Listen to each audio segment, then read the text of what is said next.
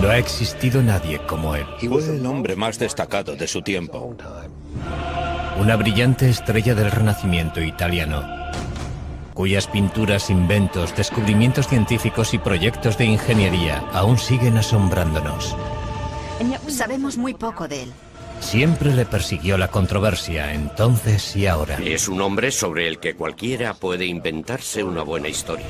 Ahora se ha convertido en el protagonista de un bestseller internacional, donde se le presenta como el guardián del secreto más controvertido de la historia. ¿Dónde termina la verdad sobre él y comienza la ficción? Seguidamente, la vida de Leonardo da Vinci en biografía.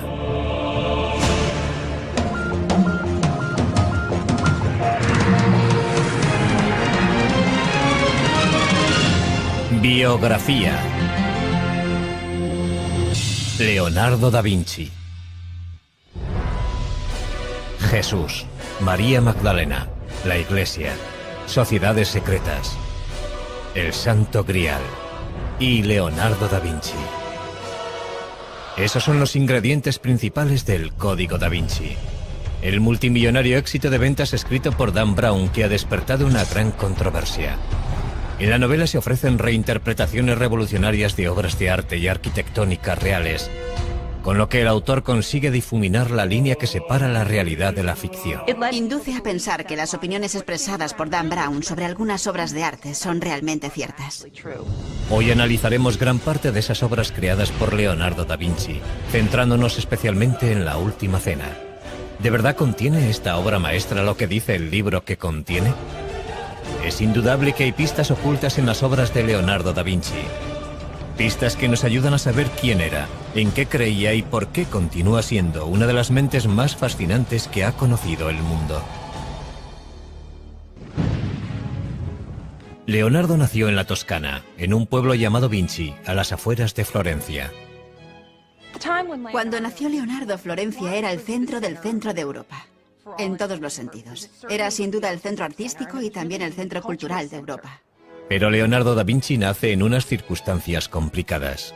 Es hijo ilegítimo de Caterina, hija de un campesino empobrecido, y Serpiero, maduro y respetado notario perteneciente a una respetada familia. Los padres biológicos de Leonardo no se casan entre ellos, pero sí por separado, presumiblemente con gente de su propia clase. Caterina pronto tiene 5 hijos más con su marido. Leonardo crece con su padre, Serpiero, y con sus madrastras. Leonardo fue hijo único hasta los 25 años. Durante sus 2 primeros matrimonios, su padre no tuvo heredero porque no sobrevivió ninguno de sus hijos. De haber sido hijo legítimo, Leonardo hubiera heredado tanto las tierras como la profesión de su padre. Pero como es ilegítimo, no recibirá nada. Como era hijo ilegítimo, no podía convertirse en notario. Por consiguiente, tuvieron que encauzarle hacia otra actividad. Obviamente saltaba a la vista que era un chico con mucho talento. Sabía dibujar muy bien. Sabía construir cosas. Es probable que fuera ambidiestro. Así que cuando vieron que le interesaba el arte, le animaron a que siguiera por ese camino, puesto que no había ninguna otra alternativa. Leonardo pronto se siente fascinado por la naturaleza. El agua, las plantas, los árboles, los animales, todo despierta su curiosidad. Años más tarde, Leonardo aseguraría que la naturaleza es la mejor maestra. Es más noble imitar las cosas de la naturaleza, que son de hecho imágenes reales, que imitar lo que se dice con palabras, porque las palabras son obra del hombre. La relación de Leonardo con la naturaleza que rodeaba a Vinci es importante porque tuvo una gran influencia primero en la evolución de su pensamiento y luego en la de su obra. Siendo aún adolescente, se traslada a Florencia con su padre, y allí se le presenta la oportunidad de pulir su talento al entrar de aprendiz en el taller del artista Andrea Verrocchio. Parece que su padre reconoció el talento del joven desde un principio y le hizo ingresar en el taller de Andrea Verrocchio, un lugar inmejorable para crecer como artista. El taller de Verrocchio es una verdadera universidad de arte. El joven Leonardo aprende a dibujar, a pintar, a trabajar el bronce, a crear muebles y a diseñar banderolas para los desfiles. Habilidades todas necesarias para convertirse en artista profesional. Lo que no es explicable es la chispa del genio. ¿Cómo sucedió? No creo que lo sepamos. Son las familias ricas y poderosas de Florencia las que encargan las obras de arte que produce el taller de Verrocchio, sobre todo la familia más importante de la ciudad, los Medici. Siempre desempeñaron un papel principal, encargando ellos mismos las propias obras o facilitando la creación de este ambiente de aprendizaje y orquestando los encargos de obras de arte en colaboración con sus amigos. Leonardo puede ver muchos proyectos excepcionales en el taller de Verrocchio. Una de las cosas más interesantes que hizo, o que al menos observó, fue la colocación de una bola dorada en la cúpula de la Catedral de Florencia. Tenía 5 metros de diámetro y fue un verdadero desafío tecnológico. La bola, 2 toneladas de cobre dorado. Verrocchio crea el mecanismo que la colocará en el sitio elegido, en lo más alto del Duomo. Este logro de la ingeniería causa un gran efecto en el joven Leonardo. Durante el resto de su vida le interesarán tanto los retos técnicos como los artísticos. Hicieron muchas cosas de esas para los Medici, y esas obras fueron importantes para Leonardo porque, además de conocer los rudimentos de muchas técnicas, le sirvieron para establecer contactos que le servirían para entrar al servicio de los Medici. Con 20 años, Leonardo completa su aprendizaje con Verrocchio y se registra en el sindicato de pintores de la ciudad. Un paso necesario para convertirse en artista profesional. En el taller de Verrocchio completa su primera obra importante.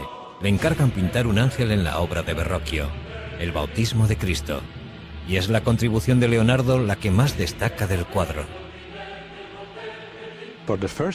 Por primera vez en la historia de la pintura, Leonardo representa una figura que se gira hacia el espectador. Eso fue una especie de revolución en la historia del arte, porque hasta ese momento todas las figuras, todas las personas se representaban frontalmente, de forma muy estática, arcaica y medieval. Y ese gesto introdujo el movimiento en las figuras.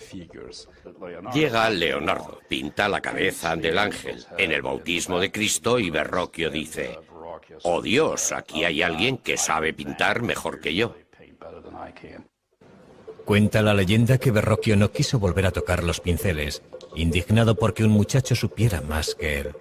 Hay algo de verdad en eso. Lo que indudablemente es cierto es que Leonardo superó a su maestro muy joven. El antiguo campesino empieza a labrarse un nombre como pintor. Leonardo comienza a pensar en cómo utilizar su talento para conseguir el éxito, pero una acusación anónima no tarda en poner en riesgo su futuro.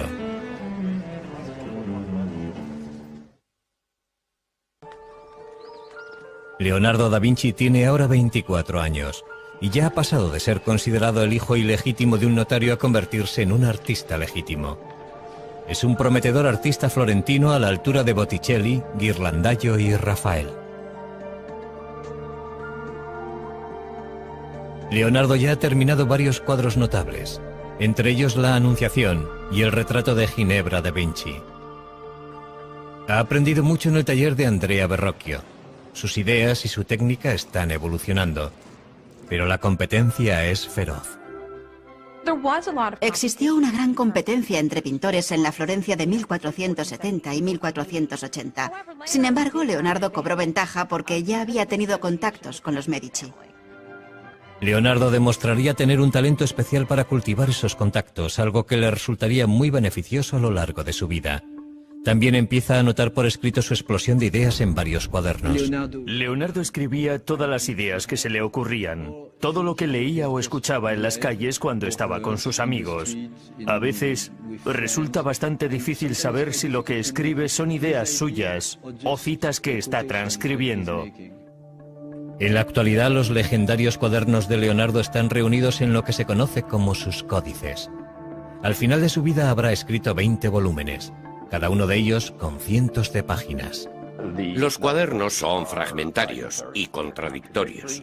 En ellos mezcla todo tipo de materiales sobre temas muy distintos unos de otros, a veces incluso en la misma página, y constituyen la antítesis total de los apuntes que toman los estudiantes aplicados en clase.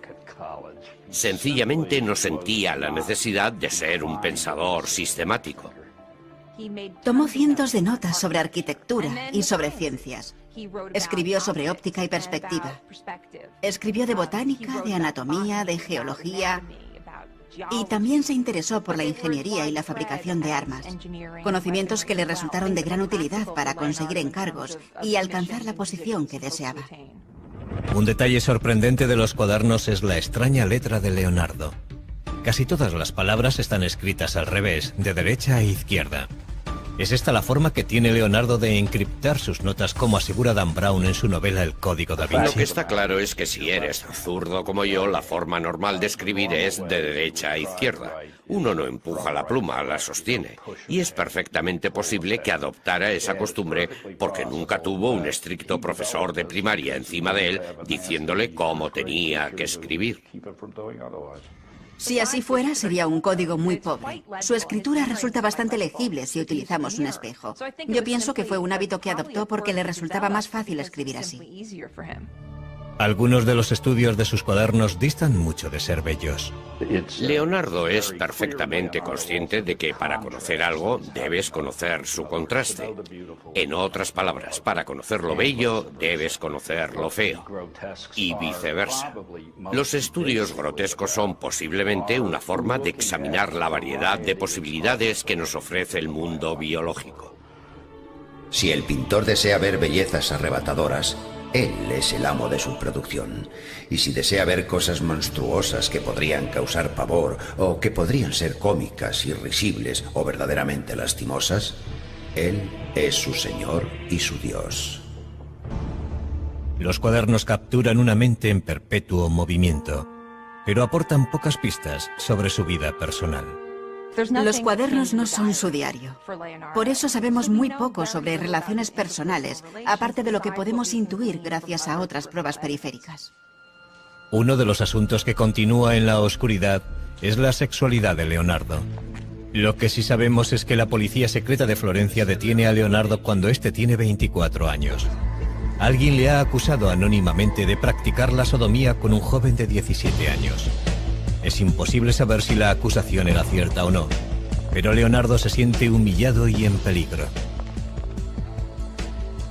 El castigo por la sodomía oscila entre una simple multa y la pena capital. 2 meses después, Leonardo es juzgado, pero no se presenta ninguna prueba contra él, ni se presenta ningún testigo, y los cargos son retirados tan pronto como aparecieron. Pero Leonardo ha pasado verdadero miedo. Eso nos indica que desde muy temprano se creyó que Leonardo era homosexual. Es muy posible que mantuviera algún tipo de relación con hombres. Pero es probable que en el contexto de un taller artístico del siglo XV, eso fuera algo no tan infrecuente. Sin embargo, parece que en sus escritos, Leonardo desdeña el sexo en general. El acto de la cópula y los órganos que intervienen en él son tan feos que si no fuera por las caras y los adornos de los actores y los impulsos que les mueven, la raza humana desaparecería. A medida que fue madurando, se desinteresó por completo del sexo. Estaba totalmente concentrado en su misión como artista y científico. Estaba por encima del sexo. Leonardo abre su propio estudio en Florencia en cuanto retiran la acusación. Pero la violencia no tarda en adueñarse de la gran ciudad renacentista. Un sangriento golpe de estado planeado por el Papa y un colaborador amenaza con derribar a los Medici. Cuando el golpe fracasa, el Papa ordena al ejército de Nápoles tomar Florencia por las armas. Como para el resto de florentinos, la guerra es ahora una prioridad para Leonardo. Y empieza a diseñar escaleras y otros artefactos para defender y escalar las murallas de la ciudad. Leonardo empieza a trabajar en un nuevo campo, la ingeniería militar, algo que le fascinará durante toda la vida. Justo cuando parece que toda esperanza está perdida, la diplomacia de los Medici funciona. Florencia está salvada. Leonardo vuelve a tomar los pinceles, y en 1480 empieza a pintar San Jerónimo. En el cuadro captura al angustiado santo golpeándose el pecho con una piedra en el desierto. En la actualidad este cuadro está colgado en el Vaticano inacabado, como muchas otras de sus pinturas. Y sin embargo la precisión de Leonardo a la hora de dibujar la anatomía humana hace que el dolor de San Jerónimo cobre vida ante nuestros ojos. Leonardo tiene casi 30 años cuando Lorenzo de Medici envía a los mejores pintores de Florencia al Vaticano para decorar la nueva Capilla Sistina. Esta colaboración forma parte de la nueva tregua firmada por los Medici y el Papa. Fueron elegidos muchos importantes pintores florentinos, pero no Leonardo. Es posible que se sintiera frustrado y que pensara que su talento no era reconocido. Pero Leonardo recibe un pequeño encargo que le mantiene ocupado. Un monasterio de las afueras de Florencia le contrata para pintar un retablo. El tema, la adoración de los magos. Leonardo tuvo que estar desesperado para firmar el contrato de este proyecto. Además de tener que pagarse él mismo los materiales, el contrato establecía que si no lo terminaba antes de 30 meses no le pagarían absolutamente nada. La composición de la obra es tremendamente ambiciosa, pero Leonardo supera todas las dificultades y el resultado final es impresionante. Es una revolución artística. Uno percibe que Leonardo está inventando un nuevo arte. Es probable que fuera demasiado nuevo incluso para él, y que por eso lo dejara sin terminar. Y sin embargo, es posiblemente la primera pintura realmente moderna de la historia. La estructura triangular del grupo que está en primer plano se convierte en un principio indiscutible del arte del Renacimiento. También destaca su énfasis en la diversidad. El viejo, el joven, el calvo, el barbado. Y la idea que anota más tarde en sus cuadernos de que hay que pintar la figura humana de los huesos hacia afuera. Si nos fijamos en la parte derecha de la pintura, vemos a un hombre anciano, pero uno juraría que es una calavera. En uno de los extremos del retablo vemos a un joven con la cabeza vuelta hacia el exterior. Se cree que es un autorretrato de un Leonardo de 29 años. Leonardo dedica muchísimo tiempo al retablo y sin embargo no consigue terminar la adoración de los magos. En el Código da Vinci, que después de todo es una obra de ficción, Dan Brown habla de la adoración de los magos, insinuando que se ha producido un gran descubrimiento bajo cientos de años de pintura. La realidad es un poco diferente. Lo cierto es que hace varios años retiraron la obra de donde estaba con la intención de restaurar la pintura. Y por lo que sabemos no se encontró ninguna modificación ni nada subversivo debajo de la pintura. Aunque sí parece que la obra pudo haber sido retocada con posterioridad a la fecha en la que fue pintada. En la actualidad la adoración de los magos está expuesta en la Galería Uffizi de Florencia. Sin restaurar y dependiendo de a quién creamos, igual que como la dejó Leonardo. Parece que Leonardo no terminó este cuadro porque le distrajo algo que ocurría fuera de las murallas de Florencia. Algo que pondrá a prueba su habilidad, pero no como pintor. Con la esperanza de olvidar las dificultades de Florencia, Leonardo da Vinci decide trasladarse a Milán. Milán es la más septentrional de las ciudades-estado italianas y por consiguiente vulnerable a invasores extranjeros. A diferencia de Florencia, Milán es un centro de producción de armas y de tecnología militar. Leonardo confía en que aquí se le presenten nuevas oportunidades. Pero antes debe entablar relaciones con el hombre más poderoso de Milán, el duque Ludovico Sforza, el Moro. Leonardo llegó a Milán con poco más de 30 años. Abandonó Florencia porque se sentía bastante infeliz allí, pero también porque se entera de que Ludovico el Moro quería construir una gran estatua para honrar la memoria de su padre. Leonardo le escribe una atrevida carta al duque ofreciéndole sus servicios, no solo como pintor, sino como ingeniero militar. Haciendo gala de un descaro increíble, Leonardo asegura que es capaz de hacerlo todo. Principalmente el duque necesitaba fabricar pertrechos militares, armas ofensivas y defensivas. Y Leonardo le dice que él es el hombre que necesita. Y lo que resulta muy interesante es que en medio de la carta empieza a hablar en futuro. Y le deja caer que todavía no ha hecho nada de lo que dice que puede hacer. Pero eso nos demuestra que Leonardo sabía cómo promocionarse. Y al final de la carta le dice, por cierto, también puedo crear arte. Puedo hacer el monumento ecuestre en recuerdo de vuestro padre. En su carta, Leonardo propone diseños de fortalezas y técnicas para la fabricación de cañones y máquinas para sitiar ciudades. Uno de sus conceptos se adelanta cientos de años a su tiempo. Inspirado en el caparazón de las tortugas, Leonardo diseña el antecedente del tanque moderno. Su exterior está hecho con planchas de metal inclinadas para desviar el fuego enemigo. Unas pequeñas troneras permiten a los hombres que están dentro abrir fuego a su vez. La verdadera innovación es su forma de moverse. Un sistema de manivelas y poleas giradas por hombres o caballos pone en funcionamiento sus 4 ruedas. Pero si el tanque hubiera sido construido tal y como estaba diseñado, las ruedas habrían girado en direcciones opuestas y el tanque no se habría movido de su sitio. ¿Un error de aficionado cometido por Leonardo? ¿O un error intencionado para impedir que otros le robaran la idea? Nunca lo sabremos. Entre el resto de sus diseños militares destacan salvajes máquinas de muerte pensadas para diezmar las filas enemigas. Pero no son armas prácticas, sino armas de terror. El duque se fija en Leonardo, pero su primer encargo oficial no es un contrato de defensa. Ludovico Sforza quiere que Leonardo haga un retrato de su amante, Cecilia Gallerani. No era eso a lo que había ido Leonardo a Milán, pero la proximidad al poder suele acabar dando sus frutos. Leonardo encajó muy bien en la corte de Milán. Se sentía cómodo en el ambiente cortesano de la ciudad. El cuadro de Leonardo captura la luminosa belleza de la joven amante del duque. El armiño que lleva en brazos es un chiste visual de Leonardo basado en el apellido de Cecilia, que suena como la palabra griega para designar al armiño. Pero la testarudez de Leonardo frustra a otros clientes. Le contratan para crear un retablo basado en la Inmaculada Concepción, empleando una imaginería y unos colores específicos, pero lo que hace es dar rienda suelta a su imaginación. Jamás se había visto nada parecido en la pintura italiana. Nos encontramos con una pintura extraña, con un esquema compositivo triangular. La Virgen y el niño bendiciendo a San Juan arrodillado, y una extraña esfinge, una especie de ángel.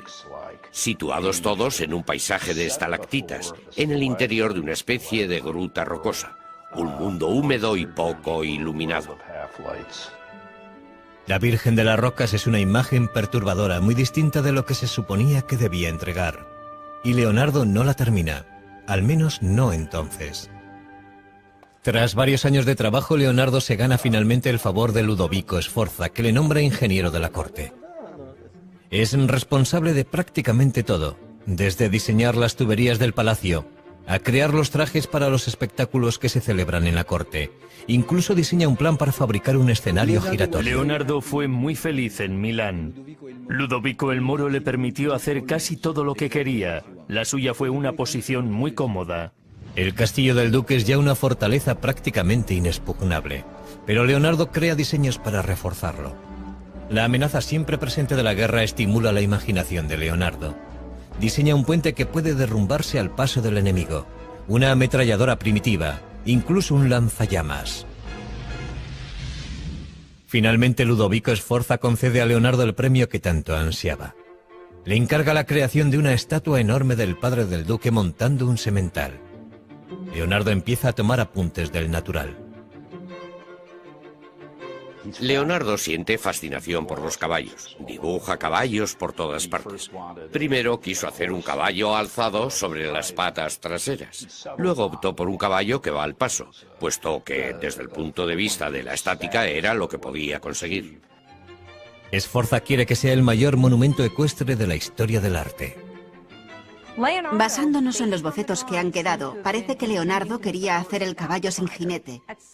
Un caballo de entre 6 y 7 metros de altura. Los desafíos técnicos son apabullantes. Leonardo crea incontables modelos pequeños en arcilla de la estatua antes de decidir cómo vaciar la versión final, para lo que se necesitarán 60 toneladas de bronce. En estos momentos Leonardo tiene ya un nuevo taller en Milán y cuenta con un ayudante. Se llama Giacomo, pero Leonardo prefiere llamarle Salai, pequeño diablo. Salai ingresa en el taller con apenas 10 años, en 1490, y permanece junto a Leonardo durante toda su vida. Es evidente que existe un vínculo personal entre ambos. La relación no era únicamente laboral, pero desconocemos la naturaleza exacta de esa relación. Salai está junto a su maestro en uno de los días más importantes de su vida. Ludovico Sforza prepara una elaborada celebración familiar para presentar el modelo en arcilla a escala real del caballo de su padre. Pero antes de que pueda fundirse el bronce para la escultura, el ejército francés amenaza con invadir Milán, sacudiendo los cimientos de la dinastía Sforza. Las tropas de Sforza no son rival para el bien pertrechado ejército francés.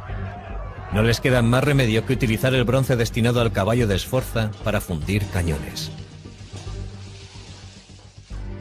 El sueño de Leonardo queda hecho pedazos.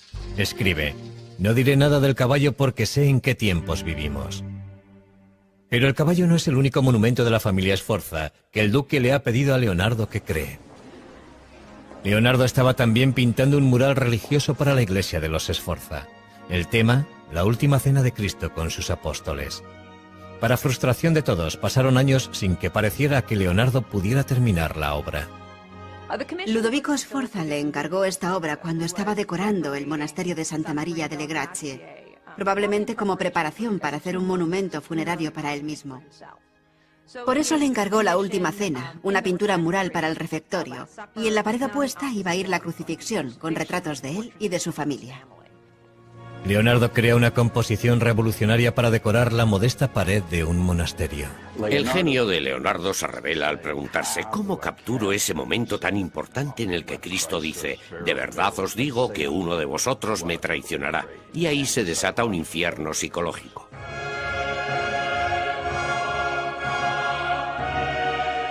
Leonardo emplea los gestos y rostros de los apóstoles para traicionar sus emociones.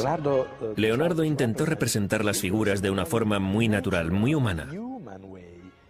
Quiso representarlas en acciones y actitudes que mostraran los movimientos internos de la mente.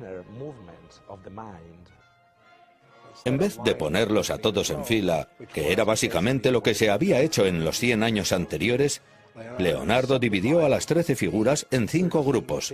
4 grupos de 3 personas para los 12 apóstoles y Cristo aislado, formando un grupo separado. Y eso constituyó una innovación muy destacada. Pero algunas de las ideas de Leonardo para la pintura son demasiado Se le revolucionarias. acusa de haber empleado una técnica demasiado pobre en la ejecución de la última cena. Y es probable que eso no sea del todo cierto. La pintura resultó muy dañada debido a la humedad subterránea que se filtró en las paredes, y eso es algo que casi nadie puede controlar. En esa obra utilizó una técnica experimental, y sabemos que 20 años después de su finalización, cuando Leonardo seguía aún vivo, ya la pintura había empezado a resquebrajarse. En el Código da Vinci se dice que Leonardo intentó algo incluso más revolucionario en la última cena.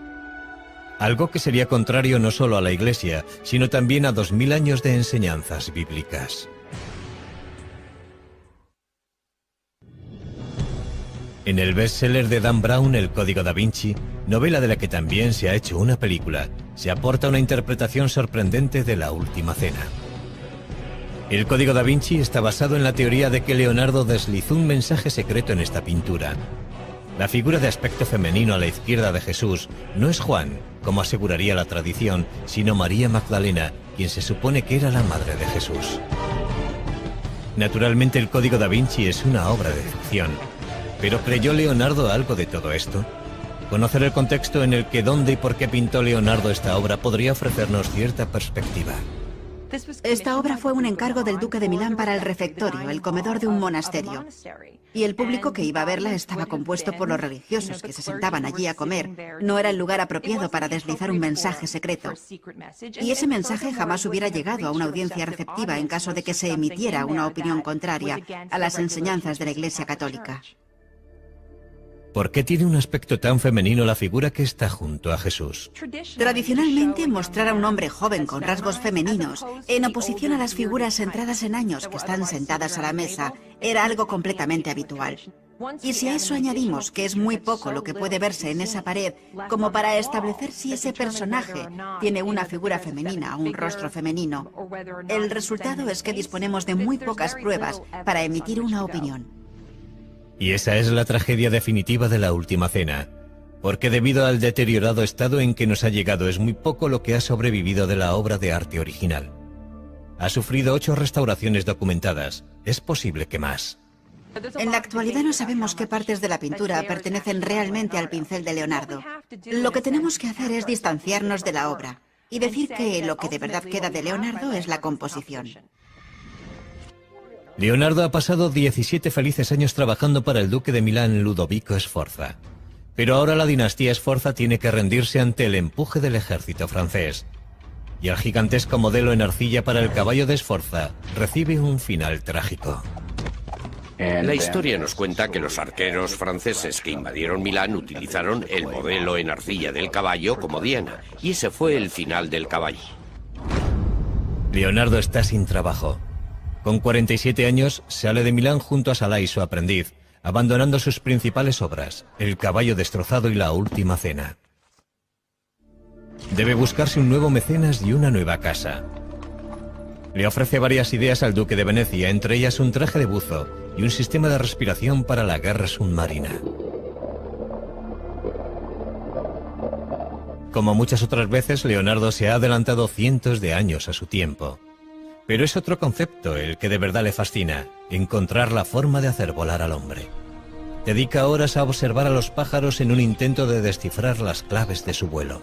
El pájaro es un instrumento que funciona de acuerdo a unas leyes matemáticas, y el hombre tiene el poder de reproducir un instrumento como este con todo su movimiento. No sé si se han fijado alguna vez en un pájaro volando, pero es imposible explicar la forma en la que se mueven sus alas, por ejemplo. Leonardo sí podía hacerlo. Él entendía la forma en la que se movían las alas y las dibujaba al mismo tiempo. Leonardo diseña inventos que imitan el vuelo de las aves, y puede que llegara a atar alas a sus ayudantes para que intentaran volar. Pero descubrir la forma de volar es el mayor reto al que se enfrenta Leonardo. Uno de sus diseños de avión más famosos es el tornillo aéreo, también conocido como el helicóptero de Leonardo. Tenía más de 4,5 metros de ancho y 4 hombres hacían girar unas manivelas para crear la fuerza propulsora. Su enorme peso garantizaba la imposibilidad de que funcionara, pero sirvió para hacerle pensar a Leonardo. Posteriormente experimentó con un ala articulada. El resultado es un diseño conocido como el ornicóptero de Leonardo, que bate las alas para conseguir volar. Empieza pensando que quizá podamos batir las alas, y llega a la conclusión de que eso no es posible. Estudia a los pájaros, pero sobre todo estudia a los murciélagos, y todo eso le conduce a la idea de volar planeando. Para ello diseña unas alas fijas y unos paracaídas que deberían planear como los pájaros impulsados por las corrientes de aire. Indudablemente este invento hubiera podido haber funcionado. Por desgracia, el duque de Venecia no muestra ningún interés por los inventos de Leonardo. Pero a principios del siglo XVI los servicios de Leonardo como pintor de retratos están muy solicitados entre la nobleza italiana. Sin embargo, estos encargos le interesan poco. Cuando una dama le envía un mensajero para saber por qué no ha terminado su retrato, el mensajero regresa con la noticia de que Leonardo parece cansado de los pinceles. Uno pensaría que la gente que quería contratar a Leonardo, sus clientes y sus mecenas, vería con desagrado el hecho de que dejara tantos encargos inacabados y tantas obras incompletas. Y sin embargo, el trabajo de Leonardo como retratista siempre estuvo muy cotizado.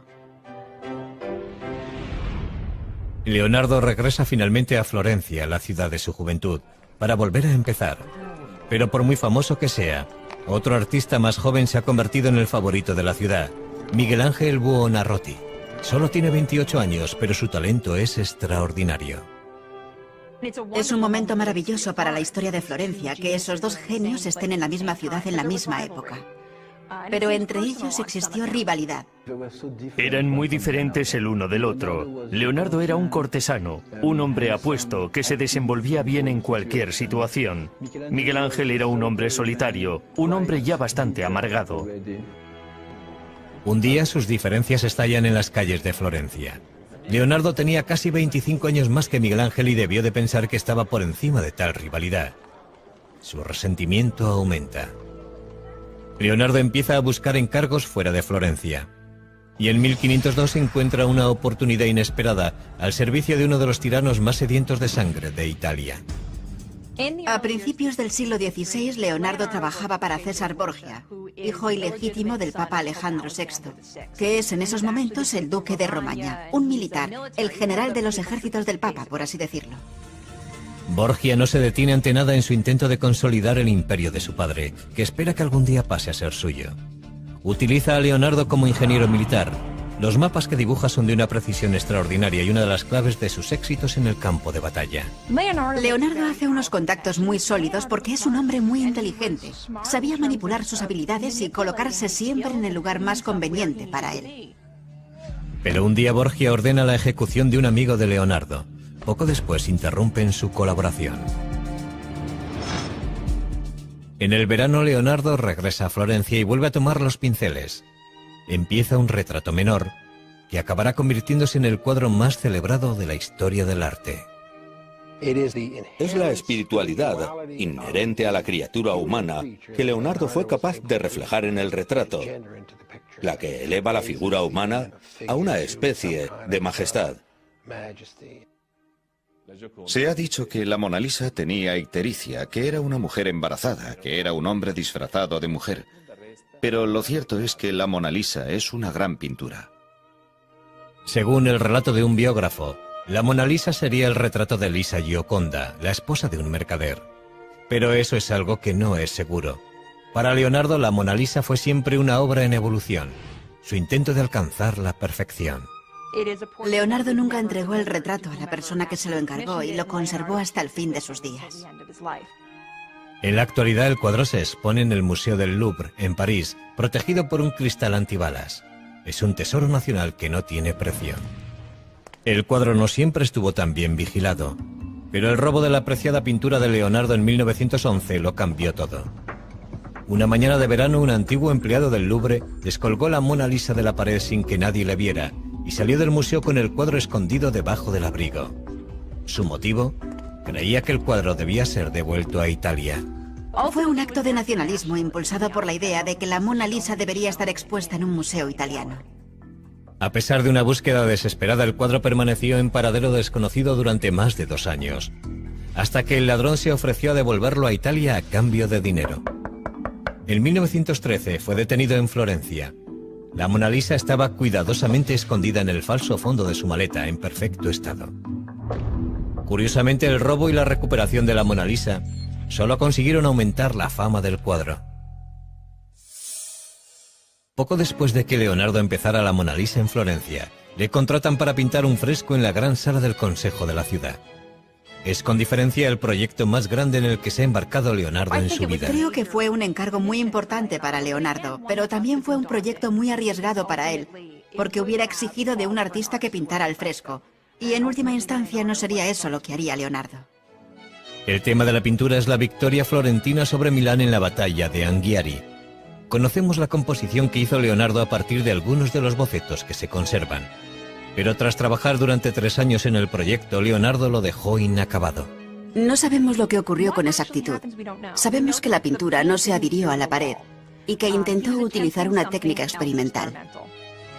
O puede que el motivo por el que no lo terminara tuviera algo que ver con el artista a quien se le encargó el fresco que ocuparía la pared opuesta, el principal rival de Leonardo, Miguel Ángel. Florencia era demasiado pequeña para los dos. Era o uno u otro. No podían trabajar al mismo tiempo en la misma ciudad.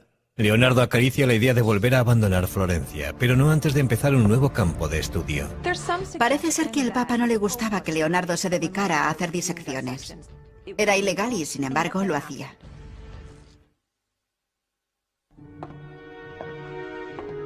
Con 50 años, el deseo de Leonardo da Vinci por alcanzar la perfección artística le empuja en una dirección sorprendentemente científica: la disección de cadáveres humanos. Creía que para poder representar el cuerpo humano tenías que entenderlo. Tenías que entenderlo desde los músculos hacia afuera, para poder cubrir los músculos con carne y la carne con ropa. Leonardo nunca fue un hombre religioso y no tiene reparo en sajar la carne muerta para poder dibujar de forma sistemática todos los detalles del cuerpo humano. Lo que podría disuadirte es el miedo a pasar las horas nocturnas en compañía de esos cadáveres, despedazados y desollados y horribles de ver. Finalmente, la curiosidad le empuja al lecho de muerte de un hombre de 100 años. Leonardo espera pacientemente a que muera el hombre para poder investigar la causa de su muerte. El resultado de su autopsia es el primer caso documentado de arteriosclerosis de la historia, endurecimiento de las arterias. Leonardo llega a esta conclusión tras comparar el sistema circulatorio del viejo con el de un niño. Sus estudios anatómicos son sorprendentemente precisos. Pero lo que para Leonardo es ciencia, para otros resulta macabro. Conseguir cadáveres es un problema constante. Años más tarde, las autoridades de la Iglesia se enteran de estas autopsias y creen que ha ido demasiado lejos. el Papa pone fin a sus disecciones de una vez por todas. Finalmente, una pintura del pasado de Leonardo le lleva de nuevo a Milán.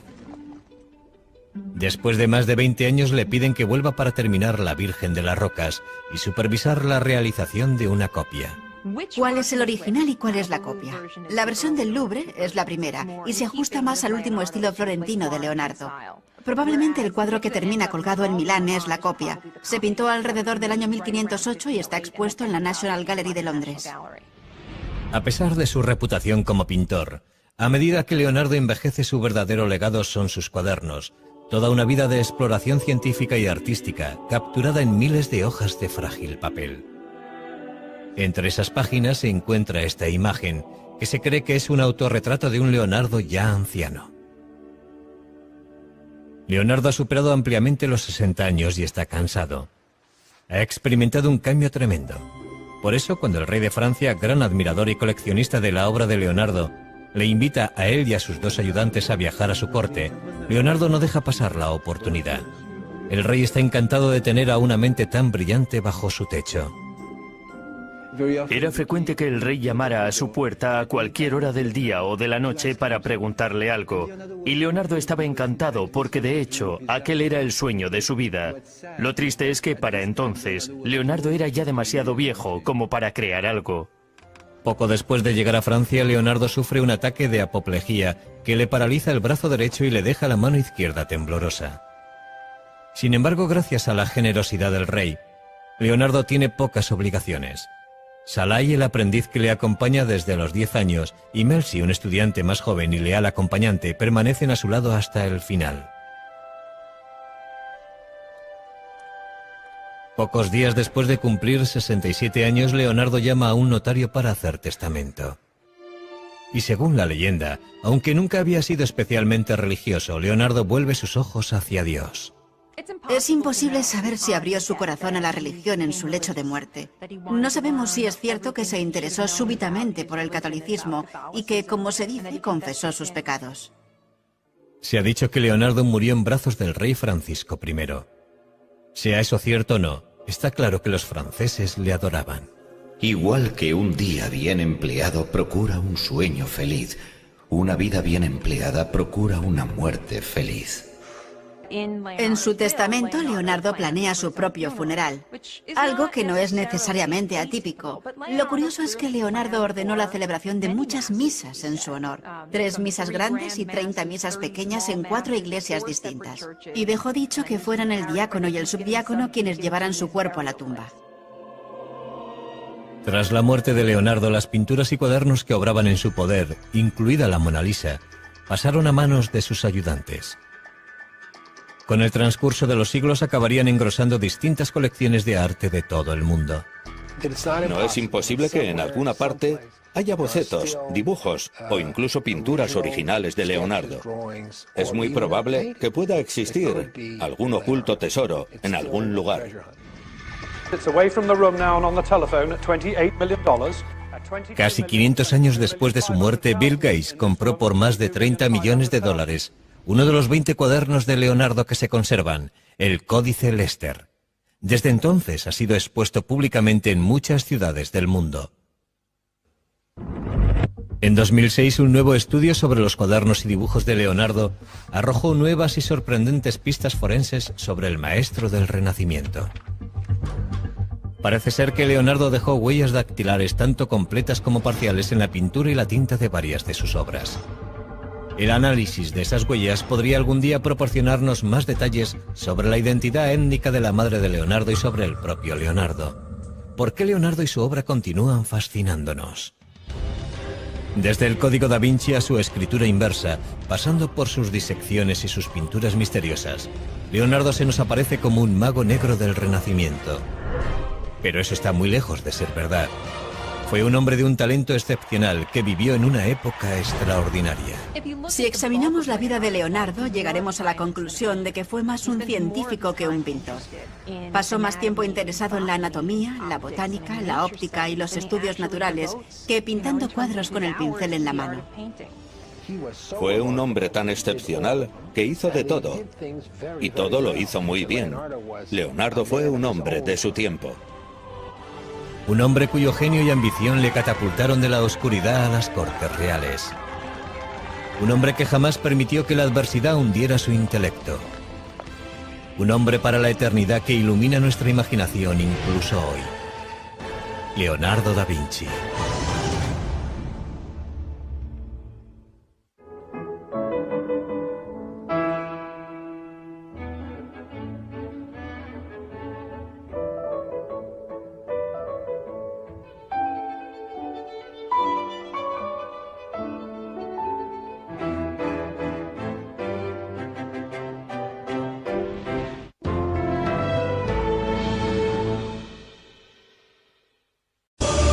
No ha existido nadie como él. Fue el hombre más destacado de su tiempo.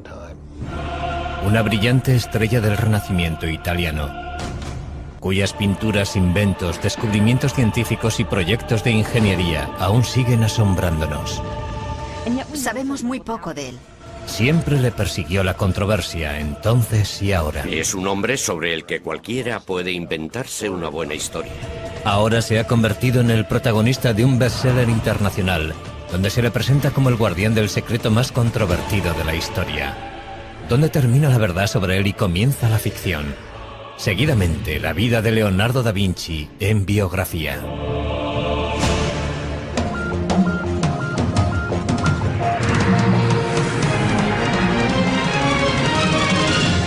Biografía. Leonardo da Vinci. Jesús, María Magdalena, la Iglesia, sociedades secretas, el Santo Grial y Leonardo da Vinci. Esos son los ingredientes principales del Código da Vinci, el multimillonario éxito de ventas escrito por Dan Brown que ha despertado una gran controversia. En la novela se ofrecen reinterpretaciones revolucionarias de obras de arte y arquitectónicas reales, con lo que el autor consigue difuminar la línea que separa la realidad de la ficción. Induce a pensar que las opiniones expresadas por Dan Brown sobre algunas obras de arte son realmente ciertas. Hoy analizaremos gran parte de esas obras creadas por Leonardo da Vinci, centrándonos especialmente en La Última Cena. ¿De verdad contiene esta obra maestra lo que dice el libro que contiene?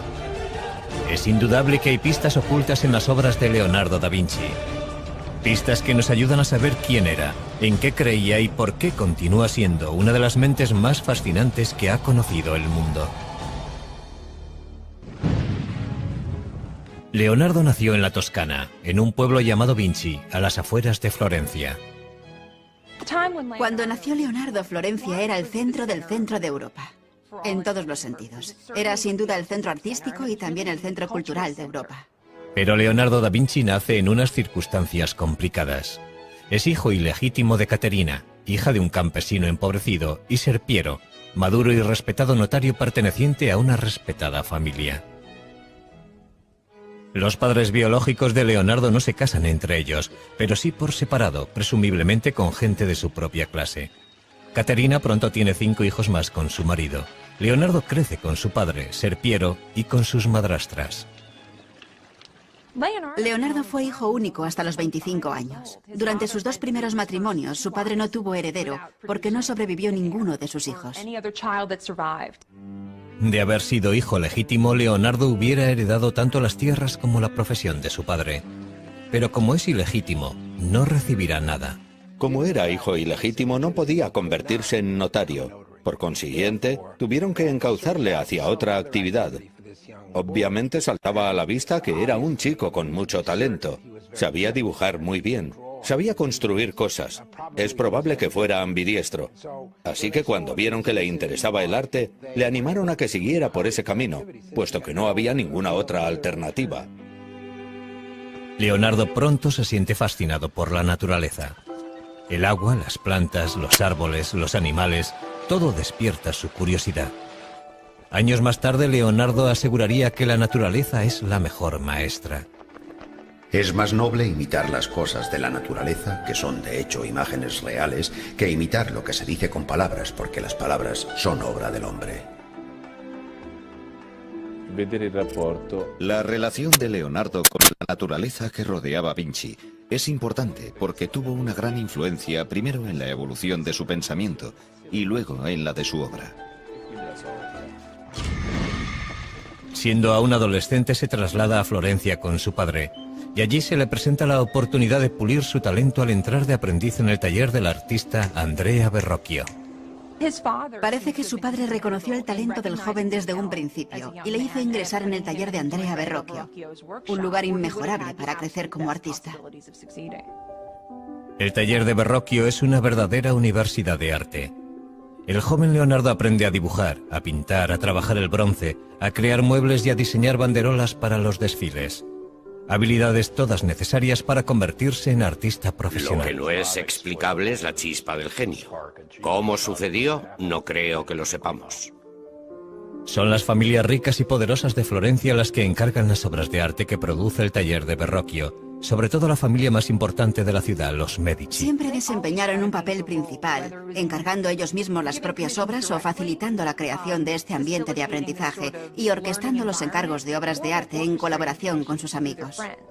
Leonardo puede ver muchos proyectos excepcionales en el taller de Verrocchio. Una de las cosas más interesantes que hizo, o que al menos observó, fue la colocación de una bola dorada en la cúpula de la Catedral de Florencia. Tenía 5 metros de diámetro y fue un verdadero desafío tecnológico. La bola, 2 toneladas de cobre dorado. Verrocchio crea el mecanismo que la colocará en el sitio elegido, en lo más alto del Duomo. Este logro de la ingeniería causa un gran efecto en el joven Leonardo. Durante el resto de su vida le interesarán tanto los retos técnicos como los artísticos. Hicieron muchas cosas de esas para los Medici, y esas obras fueron importantes para Leonardo porque, además de conocer los rudimentos de muchas técnicas, le sirvieron para establecer contactos que le servirían para entrar al servicio de los Medici. Con 20 años, Leonardo completa su aprendizaje con Verrocchio y se registra en el Sindicato de Pintores de la ciudad. Un paso necesario para convertirse en artista profesional. En el taller de Verrocchio completa su primera obra importante. Le encargan pintar un ángel en la obra de Verrocchio, el Bautismo de Cristo, y es la contribución de Leonardo la que más destaca del cuadro. Por primera vez en la historia de la pintura, Leonardo representa una figura que se gira hacia el espectador. Eso fue una especie de revolución en la historia del arte, porque hasta ese momento todas las figuras, todas las personas se representaban frontalmente, de forma muy estática, arcaica y medieval. Y ese gesto introdujo el movimiento en las figuras. Llega Leonardo, pinta la cabeza del ángel en el Bautismo de Cristo y Verrocchio dice: «Oh Dios, aquí hay alguien que sabe pintar mejor que yo». Cuenta la leyenda que Verrocchio no quiso volver a tocar los pinceles, indignado porque un muchacho supiera más que él. Hay algo de verdad en eso. Lo que indudablemente es cierto es que Leonardo superó a su maestro muy joven. El antiguo campesino empieza a labrarse un nombre como pintor. Leonardo comienza a pensar en cómo utilizar su talento para conseguir el éxito, pero una acusación anónima no tarda en poner en riesgo su futuro.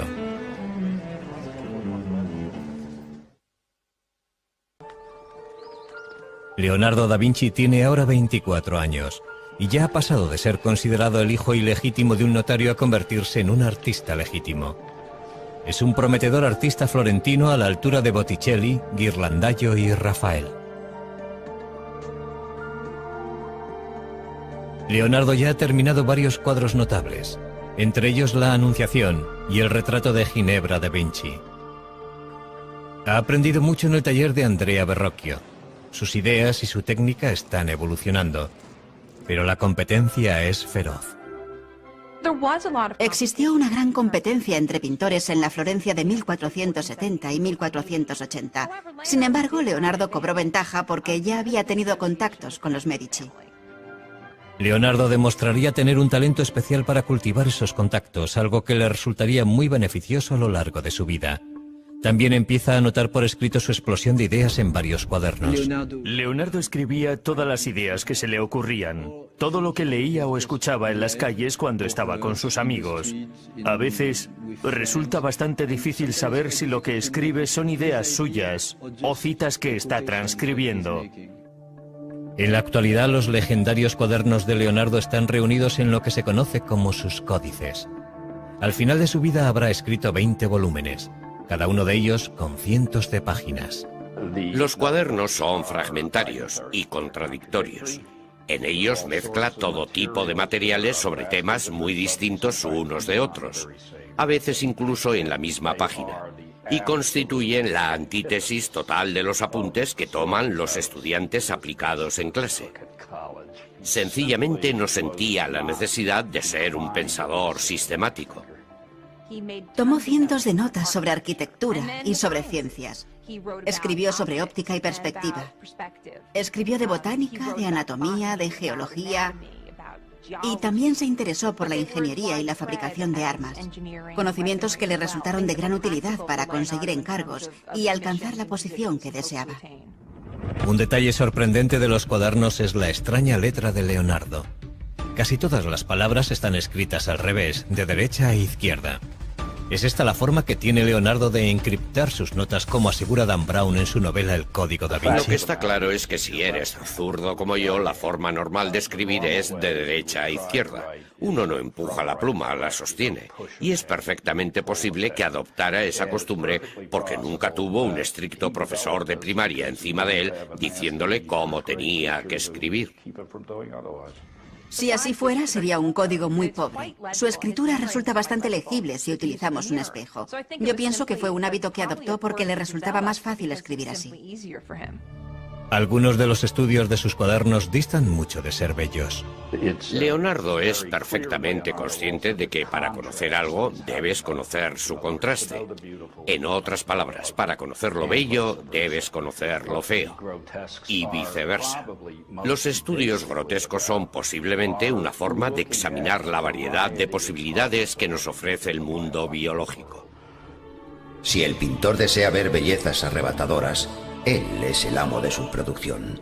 Y si desea ver cosas monstruosas que podrían causar pavor o que podrían ser cómicas, irrisibles o verdaderamente lastimosas, él es su señor y su Dios. Los cuadernos capturan una mente en perpetuo movimiento, pero aportan pocas pistas sobre su vida personal. Los cuadernos no son su diario.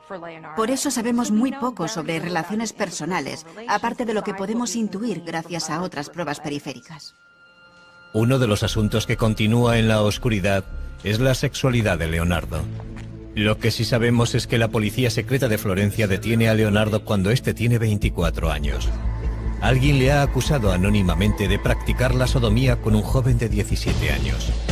Es imposible saber si la acusación era cierta o no, pero Leonardo se siente humillado y en peligro. El castigo por la sodomía oscila entre una simple multa y la pena capital. 2 meses después, Leonardo es juzgado, pero no se presenta ninguna prueba contra él, ni se presenta ningún testigo, y los cargos son retirados tan pronto como aparecieron. Pero Leonardo ha pasado verdadero miedo. Eso nos indica que desde muy temprano se creyó que Leonardo era homosexual. Es muy posible que mantuviera algún tipo de relación con hombres. Pero es probable que en el contexto de un taller artístico del siglo XV, eso fuera algo no tan infrecuente. Sin embargo, parece que en sus escritos, Leonardo desdeña el sexo en general. El acto de la cópula y los órganos que intervienen en él son tan feos que si no fuera por las caras y los adornos de los actores y los impulsos que les mueven, la raza humana desaparecería. A medida que fue madurando, se desinteresó por completo del sexo. Estaba totalmente concentrado en su misión como artista y científico. Estaba por encima del sexo. Leonardo abre su propio estudio en Florencia en cuanto retiran la acusación. Pero la violencia no tarda en adueñarse de la gran ciudad renacentista. Un sangriento golpe de estado planeado por el Papa y un colaborador amenaza con derribar a los Medici. Cuando el golpe fracasa, el Papa ordena al ejército de Nápoles tomar Florencia por las armas. Como para el resto de florentinos, la guerra es ahora una prioridad para Leonardo. Y empieza a diseñar escaleras y otros artefactos para defender y escalar las murallas de la ciudad. Leonardo empieza a trabajar en un nuevo campo, la ingeniería militar, algo que le fascinará durante toda la vida.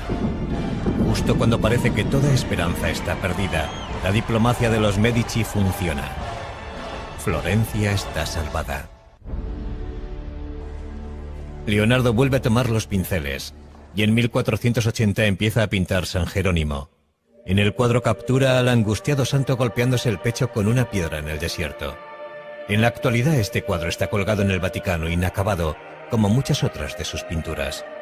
Y sin embargo la precisión de Leonardo a la hora de dibujar la anatomía humana hace que el dolor de San Jerónimo cobre vida ante nuestros ojos.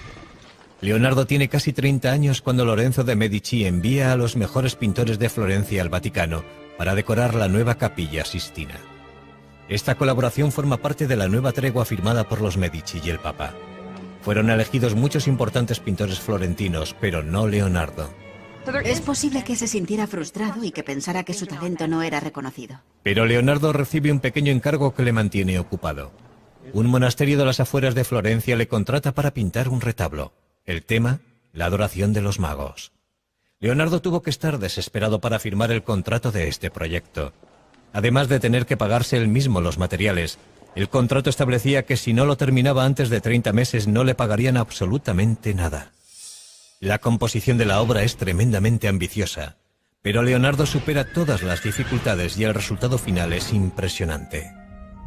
Es una revolución artística. Uno percibe que Leonardo está inventando un nuevo arte. Es probable que fuera demasiado nuevo incluso para él. Escrito 20 volúmenes, cada uno de ellos con cientos de páginas. Los cuadernos son fragmentarios y contradictorios. En ellos mezcla todo tipo de materiales sobre temas muy distintos unos de otros, a veces incluso en la misma página, y constituyen la antítesis total de los apuntes que toman los estudiantes aplicados en clase. Sencillamente no sentía la necesidad de ser un pensador sistemático. Tomó cientos de notas sobre arquitectura y sobre ciencias. Escribió sobre óptica y perspectiva. Escribió de botánica, de anatomía, de geología. Y también se interesó por la ingeniería y la fabricación de armas. Conocimientos que le resultaron de gran utilidad para conseguir encargos y alcanzar la posición que deseaba. Un detalle sorprendente de los cuadernos es la extraña letra de Leonardo.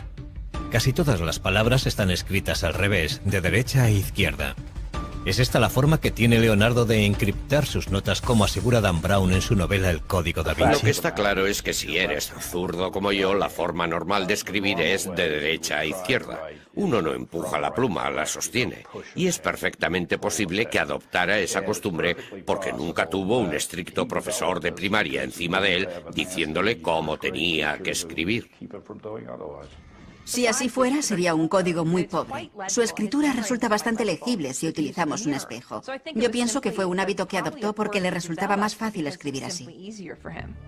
Algunos de los estudios de sus cuadernos distan mucho de ser bellos.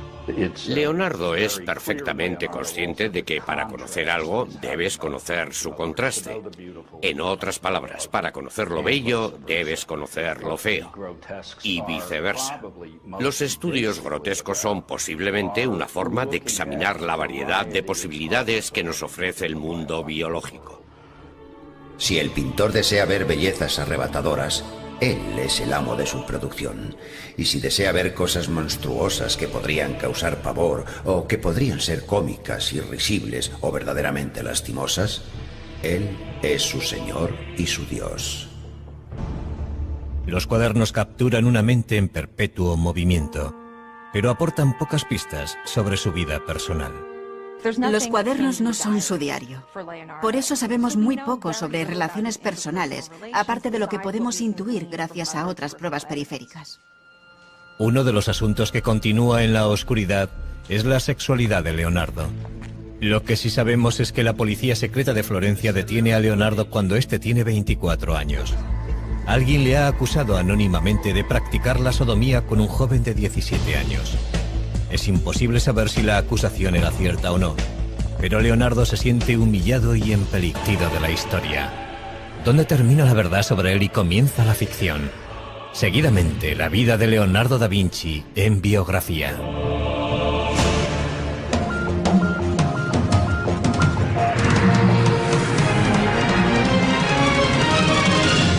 Biografía. Leonardo da Vinci.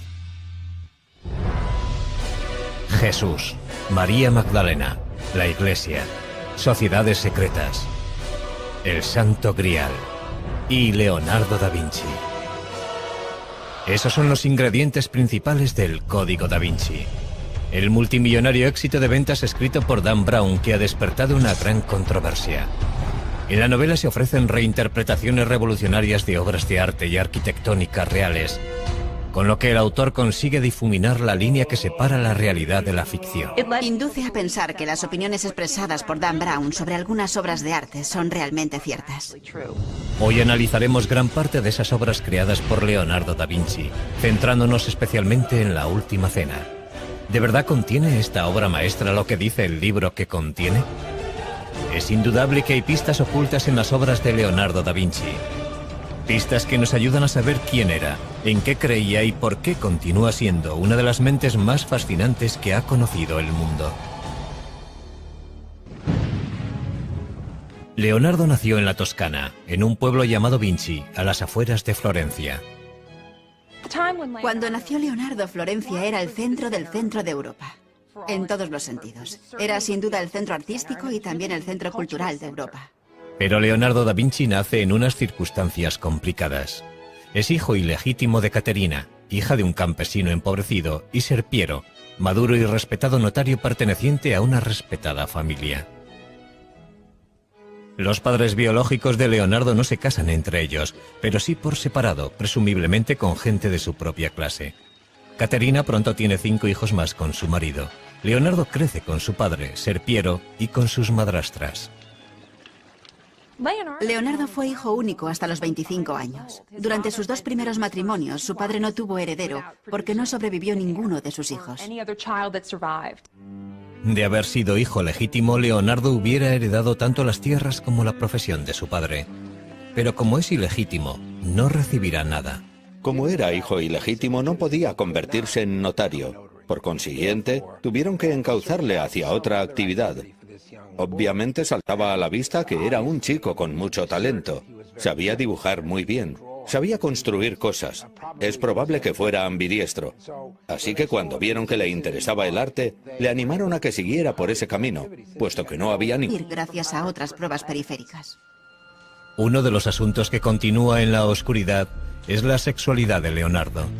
Lo que sí sabemos es que la policía secreta de Florencia detiene a Leonardo cuando éste tiene 24 años. Alguien le ha acusado anónimamente de practicar la sodomía con un joven de 17 años. Es imposible saber si la acusación era cierta o no, pero Leonardo se siente humillado y en peligro. El castigo por la sodomía oscila entre una simple multa y la pena capital. 2 meses después, Leonardo es juzgado, pero no se presenta ninguna prueba contra él, ni se presenta ningún testigo, y los cargos son retirados tan pronto como aparecieron. Pero Leonardo ha pasado verdadero miedo. Eso nos indica que desde muy temprano se creyó que Leonardo era homosexual. Es muy posible que mantuviera algún tipo de relación con hombres. Pero es probable que en el contexto de un taller artístico del siglo XV, eso fuera algo no tan infrecuente. Sin embargo, parece que en sus escritos, Leonardo desdeña el sexo en general. El acto de la cópula y los órganos que intervienen en él son tan feos que si no fuera por las caras y los adornos de los actores y los impulsos que les mueven, la raza humana desaparecería. A medida que fue madurando, se desinteresó por completo del sexo. Estaba totalmente concentrado en su misión como artista y científico. Estaba por encima del sexo. Leonardo abre su propio estudio en Florencia en cuanto retiran la acusación. Pero la violencia no tarda en adueñarse de la gran ciudad renacentista. Un sangriento golpe de estado planeado por el Papa y un colaborador amenaza con derribar a los Medici. Cuando el golpe fracasa, el Papa ordena al ejército de Nápoles tomar Florencia por las armas. Como para el resto de florentinos, la guerra es ahora una prioridad para Leonardo. Y empieza a diseñar escaleras y otros artefactos para defender y escalar las murallas de la ciudad.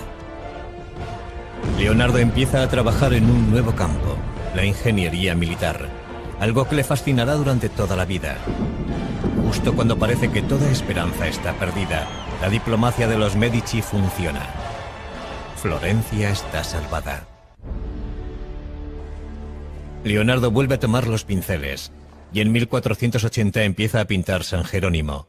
En el cuadro captura al angustiado santo golpeándose el pecho con una piedra en el desierto. En la actualidad este cuadro está colgado en el Vaticano inacabado, como muchas otras de sus pinturas.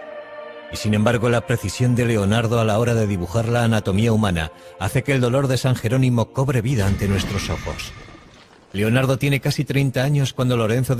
Pero antes debe entablar relaciones con el hombre más poderoso de Milán, el duque Ludovico Sforza, el Moro. Leonardo llegó a Milán con poco más de 30 años. Abandonó Florencia porque se sentía bastante infeliz allí, pero también porque se entera de que Ludovico el Moro quería construir una gran estatua para honrar la memoria de su padre. Leonardo le escribe una atrevida carta al duque ofreciéndole sus servicios, no solo como pintor, sino como ingeniero militar. Haciendo gala de un descaro increíble, Leonardo asegura que es capaz de hacerlo todo. Principalmente el duque necesitaba fabricar pertrechos militares, armas ofensivas y defensivas. Y Leonardo le dice que él es el hombre que necesita.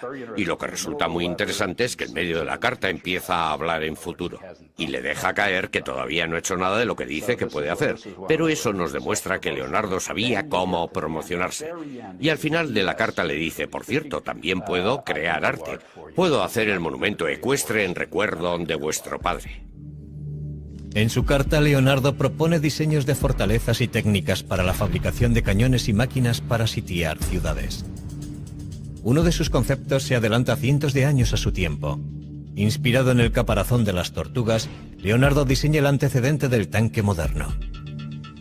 Su exterior está hecho con planchas de metal inclinadas para desviar el fuego enemigo. Unas pequeñas troneras permiten a los hombres que están dentro abrir fuego a su vez. La verdadera innovación es su forma de moverse. Un sistema de manivelas y poleas giradas por hombres o caballos pone en funcionamiento sus 4 ruedas. Pero si el tanque hubiera sido construido tal y como estaba diseñado, las ruedas habrían girado en direcciones opuestas y el tanque no se habría movido de su sitio. ¿Un error de aficionado cometido por Leonardo? ¿O un error intencionado para impedir que otros le robaran la idea? Nunca lo sabremos. Entre el resto de sus diseños militares destacan salvajes máquinas de muerte pensadas para diezmar las filas enemigas. Pero no son armas prácticas, sino armas de terror. El duque se fija en Leonardo, pero su primer encargo oficial no es un contrato de defensa. Ludovico Sforza quiere que Leonardo haga un retrato de su amante, Cecilia Galerani. No era eso a lo que había ido Leonardo a Milán, pero la proximidad al poder suele acabar dando sus frutos. Leonardo encajó muy bien en la corte de Milán. Se sentía cómodo en el ambiente cortesano de la ciudad. El cuadro de Leonardo captura la luminosa belleza de la joven amante del duque. El armiño que lleva en brazos es un chiste visual de Leonardo basado en el apellido de Cecilia, que suena como la palabra griega para designar al armiño. Pero la testarudez de Leonardo frustra en la última cena. ¿De verdad contiene esta obra maestra lo que dice el libro que contiene? Es indudable que hay pistas ocultas en las obras de Leonardo da Vinci. Pistas que nos ayudan a saber quién era, en qué creía y por qué continúa siendo una de las mentes más fascinantes que ha conocido el mundo. Leonardo nació en la Toscana, en un pueblo llamado Vinci, a las afueras de Florencia. Cuando nació Leonardo, Florencia era el centro del centro de Europa. En todos los sentidos. Era sin duda el centro artístico y también el centro cultural de Europa. Pero Leonardo da Vinci nace en unas circunstancias complicadas. Es hijo ilegítimo de Caterina, hija de un campesino empobrecido, y Ser Piero, maduro y respetado notario perteneciente a una respetada familia. Los padres biológicos de Leonardo no se casan entre ellos, pero sí por separado, presumiblemente con gente de su propia clase. Caterina pronto tiene 5 hijos más con su marido. Leonardo crece con su padre, Ser Piero, y con sus madrastras. Leonardo fue hijo único hasta los 25 años. Durante sus 2 primeros matrimonios, su padre no tuvo heredero porque no sobrevivió ninguno de sus hijos. De haber sido hijo legítimo, Leonardo hubiera heredado tanto las tierras como la profesión de su padre. Pero como es ilegítimo, no recibirá nada. Como era hijo ilegítimo, no podía convertirse en notario. Por consiguiente, tuvieron que encauzarle hacia otra actividad. Obviamente saltaba a la vista que era un chico con mucho talento. Sabía dibujar muy bien. Sabía construir cosas. Es probable que fuera ambidiestro. Así que cuando vieron que le interesaba el arte, le animaron a que siguiera por ese camino, puesto que no había ninguna otra alternativa.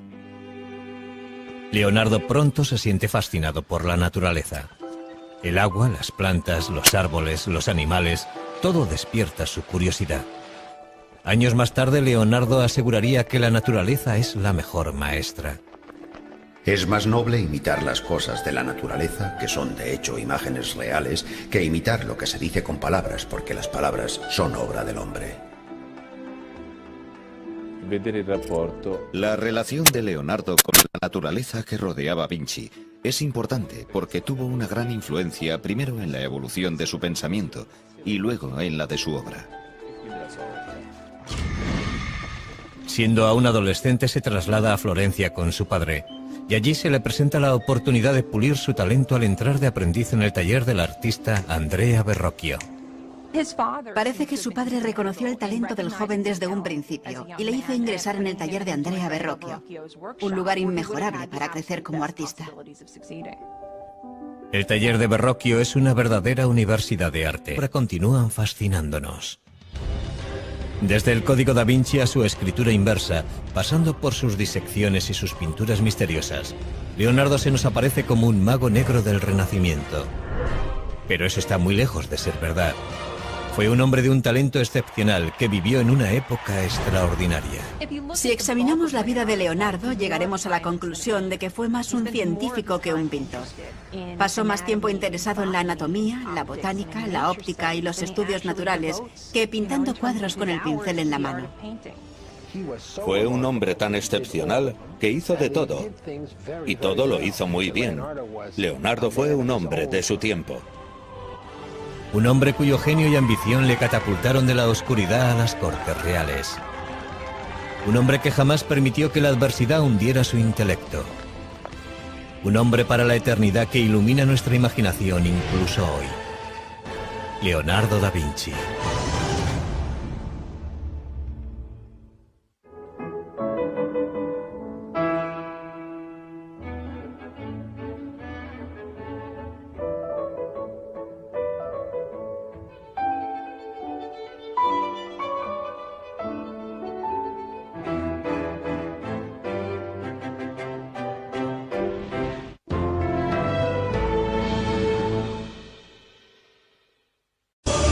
No ha existido nadie como él. Fue el hombre más destacado de su tiempo. Una brillante estrella del Renacimiento italiano, cuyas pinturas, inventos, descubrimientos científicos y proyectos de ingeniería aún siguen asombrándonos. Sabemos muy poco de él. Siempre le persiguió la controversia, entonces y ahora. Es un hombre sobre el que cualquiera puede inventarse una buena historia. Ahora se ha convertido en el protagonista de un bestseller internacional, donde se le presenta como el guardián del secreto más controvertido de la historia. ¿Dónde termina la verdad sobre él y comienza la ficción? Seguidamente, la vida de Leonardo da Vinci en biografía.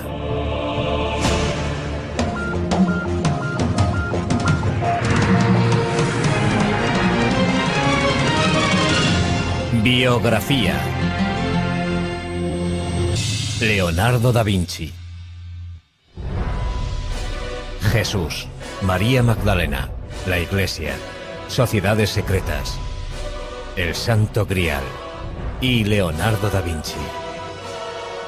Esos son los ingredientes principales del Código Da Vinci, el multimillonario éxito de ventas escrito por Dan Brown que ha despertado una gran controversia. En la novela se ofrecen reinterpretaciones revolucionarias de obras de arte y arquitectónicas reales, con lo que el autor consigue difuminar la línea que separa la... Monumento ecuestre en recuerdo de vuestro padre. En su carta, Leonardo propone diseños de fortalezas y técnicas para la fabricación de cañones y máquinas para sitiar ciudades. Uno de sus conceptos se adelanta cientos de años a su tiempo. Inspirado en el caparazón de las tortugas, Leonardo diseña el antecedente del tanque moderno. Su exterior está hecho con planchas de metal inclinadas para desviar el fuego enemigo. Unas pequeñas troneras permiten a los hombres que están dentro abrir fuego a su vez. La verdadera innovación es su forma de moverse. Un sistema de manivelas y poleas giradas por hombres o caballos pone en funcionamiento sus 4 ruedas. Pero si el tanque hubiera sido construido tal y como estaba diseñado, las ruedas habrían girado en direcciones opuestas y el tanque no se habría movido de su sitio. ¿Un error de aficionado cometido por Leonardo? ¿O un error intencionado para impedir que otros le robaran la idea? Nunca lo sabremos. Entre el resto de sus diseños militares destacan salvajes máquinas de muerte pensadas para diezmar las filas enemigas. Pero no son armas prácticas, sino armas de terror. El duque se fija en Leonardo, pero su primer encargo oficial no es un contrato de defensa. Ludovico Sforza quiere que Leonardo haga un retrato de su amante, Cecilia Gallerani. No era eso a lo que había ido Leonardo a Milán, pero la proximidad al poder suele acabar dando sus frutos. Leonardo encajó muy bien en la corte de Milán. Se sentía cómodo en el ambiente cortesano de la ciudad.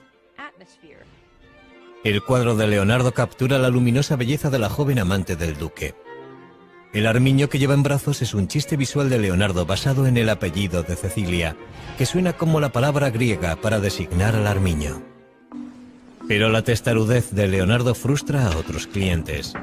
Le contratan para crear un retablo basado en la Inmaculada Concepción, empleando una imaginería y unos colores específicos, pero lo que hace es dar rienda suelta a su imaginación. Jamás se había visto nada parecido en la pintura italiana. Nos encontramos con una pintura extraña, con un esquema compositivo triangular. La Virgen y el niño bendiciendo a San Juan arrodillado, y una extraña esfinge, una especie de ángel. Situados todos en un paisaje de estalactitas, en el interior de una especie de gruta rocosa, un mundo húmedo y poco iluminado. La Virgen de las Rocas es una imagen perturbadora, muy distinta de lo que se suponía que debía entregar. Y Leonardo no la termina, al menos no entonces. Tras varios años de trabajo, Leonardo se gana finalmente el favor de Ludovico Sforza, que le nombra ingeniero de la corte. Es responsable de prácticamente todo, desde diseñar las tuberías del palacio a crear los trajes para los espectáculos que se celebran. Feliz allí, pero también porque se entera de que Ludovico el Moro quería construir una gran estatua para honrar la memoria de su padre. Leonardo le escribe una atrevida carta al duque ofreciéndole sus servicios, no solo como pintor, sino como ingeniero militar. Haciendo gala de un descaro increíble, Leonardo asegura que es capaz de hacerlo todo. Principalmente el duque necesitaba fabricar pertrechos militares, armas ofensivas y defensivas. Y Leonardo le dice que él es el hombre que necesita. Y lo que resulta muy interesante es que en medio de la carta empieza a hablar en futuro. Y le deja caer que todavía no ha hecho nada de lo que dice que puede hacer. Pero eso nos demuestra que Leonardo sabía cómo promocionarse. Y al final de la carta le dice, por cierto, también puedo crear arte. Puedo hacer el monumento ecuestre en recuerdo de vuestro padre. En su carta, Leonardo propone diseños de fortalezas y técnicas para la fabricación de cañones y máquinas para sitiar ciudades. Uno de sus conceptos se adelanta cientos de años a su tiempo. Inspirado en el caparazón de las tortugas, Leonardo diseña el antecedente del tanque moderno. Su exterior está hecho con planchas de metal inclinadas para desviar el fuego enemigo. Unas pequeñas troneras permiten a los hombres que están dentro abrir fuego a su vez. La verdadera innovación es su forma de moverse. Un sistema de manivelas y poleas giradas por hombres o caballos pone en funcionamiento sus 4 ruedas.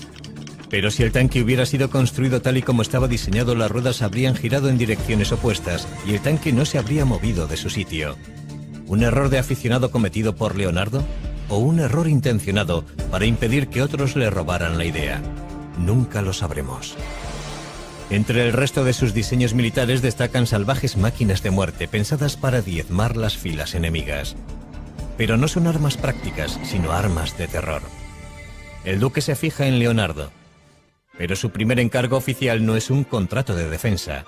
Lodovico Sforza quiere que Leonardo haga un retrato de su amante, Cecilia Gallerani.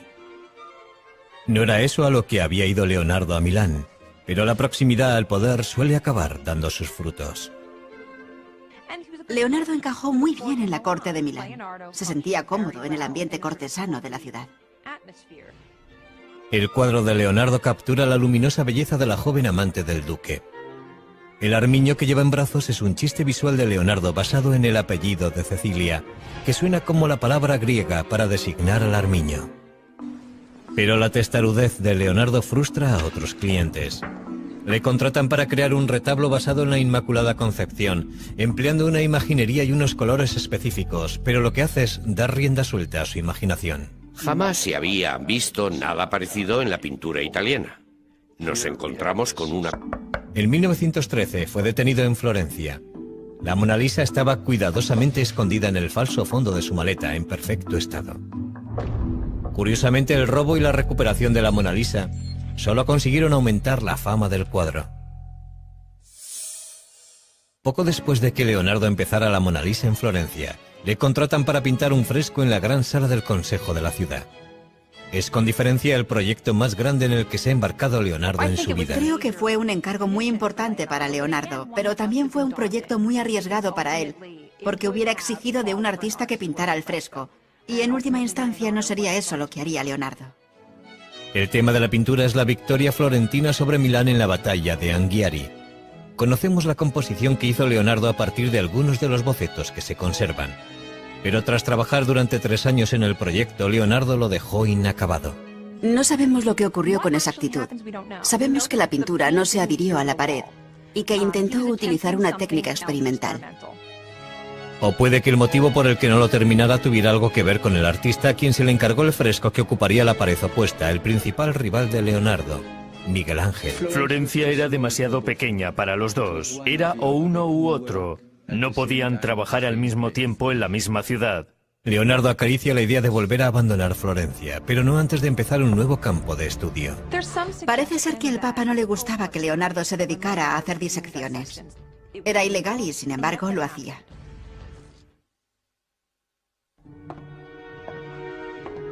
Con 50 años, el deseo de Leonardo da Vinci por alcanzar la perfección artística le empuja en una dirección sorprendentemente científica: la disección de cadáveres humanos. Creía que para poder representar el cuerpo humano tenías que entenderlo. Tenías que entenderlo desde los músculos hacia afuera, para poder cubrir los músculos con carne y la carne con ropa.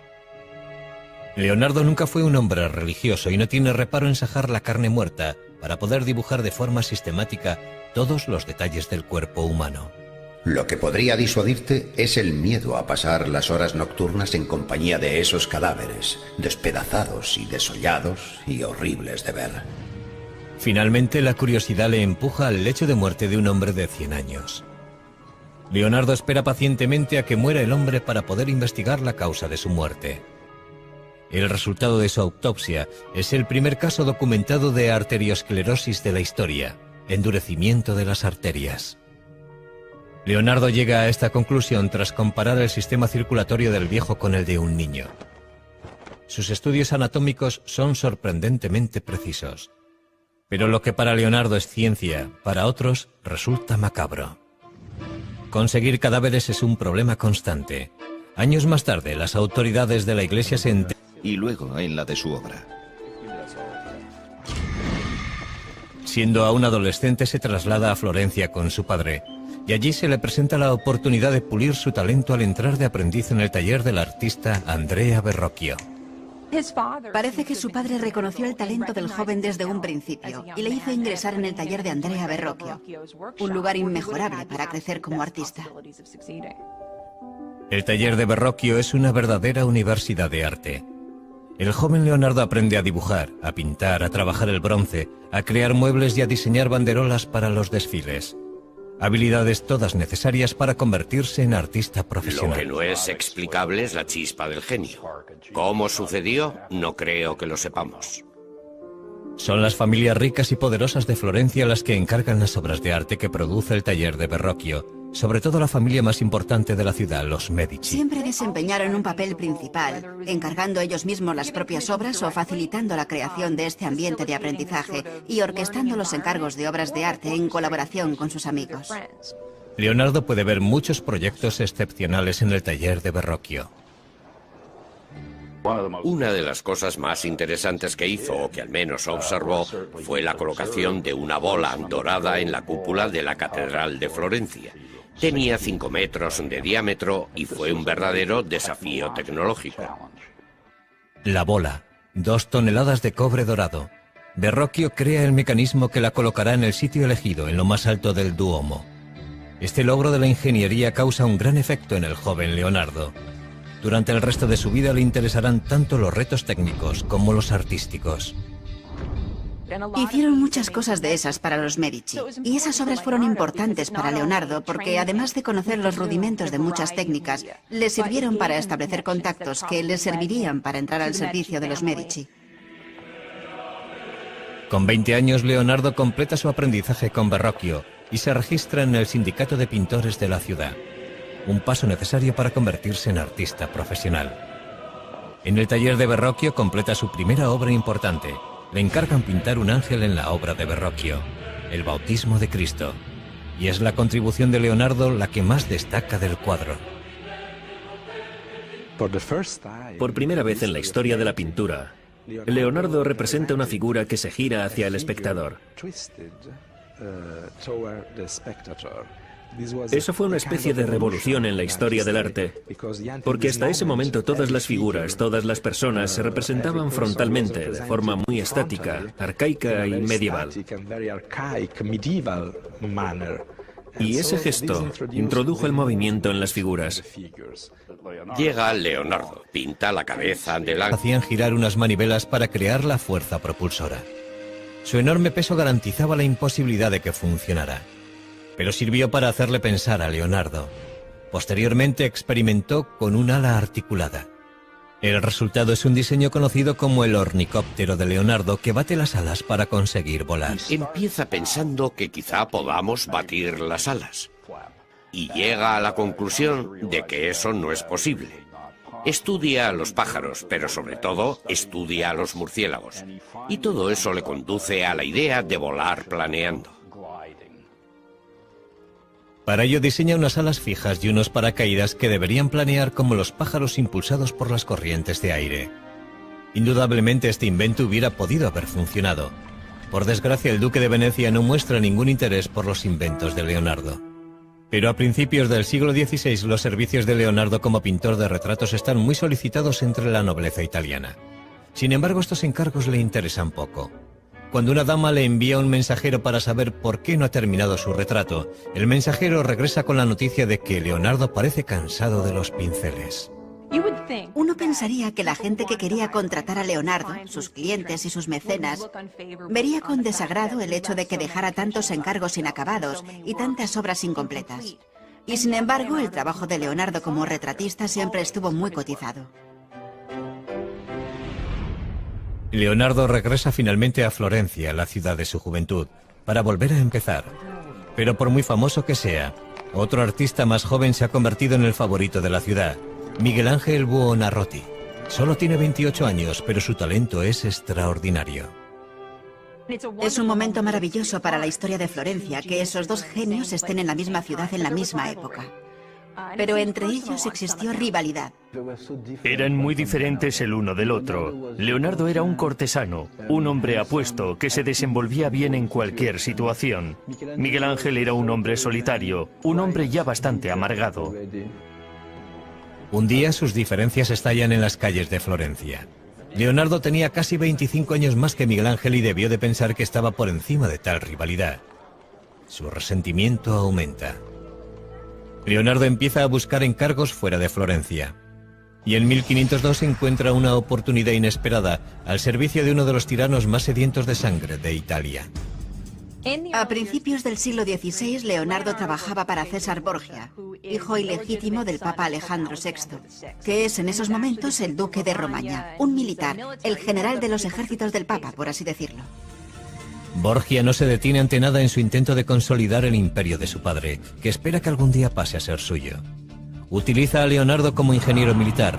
Los mapas que dibuja son de una precisión reales que imitar lo que se dice con palabras, porque las palabras son obra del hombre. La relación de Leonardo con la naturaleza que rodeaba a Vinci es importante porque tuvo una gran influencia primero en la evolución de su pensamiento y luego en la de su obra. Siendo aún adolescente, se traslada a Florencia con su padre, y allí se le presenta la oportunidad de pulir su talento al entrar de aprendiz en el taller del artista Andrea Verrocchio. Parece que su padre reconoció el talento del joven desde un principio y le hizo ingresar en el taller de Andrea Verrocchio, un lugar inmejorable para crecer como artista. El taller de Verrocchio es una verdadera universidad de arte. El joven Leonardo aprende a dibujar, a pintar, a trabajar el bronce, a crear muebles y a diseñar banderolas para los desfiles. Habilidades todas necesarias para convertirse en artista profesional. Lo que no es explicable es la chispa del genio. ¿Cómo sucedió? No creo que lo sepamos. Son las familias ricas y poderosas de Florencia las que encargan las obras de arte que produce el taller de Verrocchio, sobre todo la familia más importante de la ciudad, los Medici. Siempre desempeñaron un papel principal, encargando ellos mismos las propias obras o facilitando la creación de este ambiente de aprendizaje y orquestando los encargos de obras de arte en colaboración con sus amigos. Leonardo puede ver muchos proyectos excepcionales en el taller de Verrocchio. Una de las cosas más interesantes que hizo, o que al menos observó, fue la colocación de una bola dorada en la cúpula de la Catedral de Florencia. Tenía 5 metros de diámetro y fue un verdadero desafío tecnológico. La bola, 2 toneladas de cobre dorado. Verrocchio crea el mecanismo que la colocará en el sitio elegido, en lo más alto del Duomo. Este logro de la ingeniería causa un gran efecto en el joven Leonardo. Durante el resto de su vida le interesarán tanto los retos técnicos como los artísticos. Hicieron muchas cosas de esas para los Medici, y esas obras fueron importantes para Leonardo porque, además de conocer los rudimentos de muchas técnicas, le sirvieron para establecer contactos que le servirían para entrar al servicio de los Medici. Con 20 años, Leonardo completa su aprendizaje con Verrocchio y se registra en el Sindicato de Pintores de la ciudad. Un paso necesario para convertirse en artista profesional. En el taller de Verrocchio completa su primera obra importante. Le encargan pintar un ángel en la obra de Verrocchio, el Bautismo de Cristo, y es la contribución de Leonardo la que más destaca del cuadro. Por primera vez en la historia de la pintura, Leonardo representa una figura que se gira hacia el espectador. Eso fue una especie de revolución en la historia del arte, porque hasta un movimiento, pero aportan pocas pistas sobre su vida personal. Los cuadernos no son su diario. Por eso sabemos muy poco sobre relaciones personales, aparte de lo que podemos intuir gracias a otras pruebas periféricas. Uno de los asuntos que continúa en la oscuridad es la sexualidad de Leonardo. Lo que sí sabemos es que la policía secreta de Florencia detiene a Leonardo cuando éste tiene 24 años. Alguien le ha acusado anónimamente de practicar la sodomía con un joven de 17 años. Es imposible saber si la acusación era cierta o no, pero Leonardo se siente humillado y en peligro. El castigo por la sodomía oscila entre una simple multa y la pena capital. 2 meses después, Leonardo es juzgado, pero no se presenta ninguna prueba contra él, ni se presenta ningún testigo, y los cargos son retirados tan pronto como aparecieron. Pero Leonardo ha pasado verdadero miedo. Eso nos indica que desde muy temprano se creyó que Leonardo era homosexual. Es muy posible que mantuviera algún tipo de relación con hombres. Pero es probable que en el contexto de un taller artístico del siglo XV, eso fuera algo no tan infrecuente. Sin embargo, parece que en sus escritos, Leonardo desdeña el sexo en general. El acto de la cópula y los órganos que intervienen en él son tan feos que si no fuera por las caras y los adornos de los actores y los impulsos que les mueven, la raza humana desaparecería. A medida que fue madurando, se desinteresó por completo del sexo. Estaba totalmente concentrado en su misión como artista y científico. Estaba por encima del sexo. Leonardo abre su propio estudio en Florencia en cuanto retiran la acusación. Pero la violencia no tarda en adueñarse de la gran ciudad renacentista. Un sangriento golpe de estado planeado por el Papa y un colaborador amenaza con derribar a los Medici. Cuando el golpe fracasa, el Papa ordena al ejército de Nápoles tomar Florencia por las armas. Como para el resto de florentinos, la guerra es ahora una prioridad para Leonardo. Y empieza a diseñar escaleras y otros artefactos para defender y escalar las murallas de la ciudad. Leonardo empieza a trabajar en un nuevo campo, la ingeniería militar, algo que le fascinará durante toda la vida. Justo cuando parece que toda esperanza está perdida, la diplomacia de los Medici funciona. Florencia está salvada. Leonardo vuelve a tomar los pinceles y en 1480 empieza a pintar San Jerónimo. En el cuadro captura al angustiado santo golpeándose el pecho con una piedra en el desierto. En la actualidad este cuadro está colgado en el Vaticano, inacabado, como muchas otras. Leonardo pronto se siente fascinado por la naturaleza. El agua, las plantas, los árboles, los animales, todo despierta su curiosidad. Años más tarde, Leonardo aseguraría que la naturaleza es la mejor maestra. Es más noble imitar las cosas de la naturaleza, que son de hecho imágenes reales, que imitar lo que se dice con palabras, porque las palabras son obra del hombre. La relación de Leonardo con la naturaleza que rodeaba a Vinci es importante porque tuvo una gran influencia primero en la evolución de su pensamiento y luego en la de su obra. Siendo aún adolescente se traslada a Florencia con su padre y allí se le presenta la oportunidad de pulir su talento al entrar de aprendiz en el taller del artista Andrea Verrocchio. Parece que su padre reconoció el talento del joven desde un principio y le hizo ingresar en el taller de Andrea Verrocchio, un lugar inmejorable para crecer como artista. El taller de Verrocchio es una verdadera universidad de arte. El joven Leonardo aprende a dibujar, a pintar, a trabajar el bronce, a crear muebles y a diseñar banderolas para los desfiles. Habilidades todas necesarias para convertirse en artista profesional. Lo que no es explicable es la chispa del genio. ¿Cómo sucedió? No creo que lo sepamos.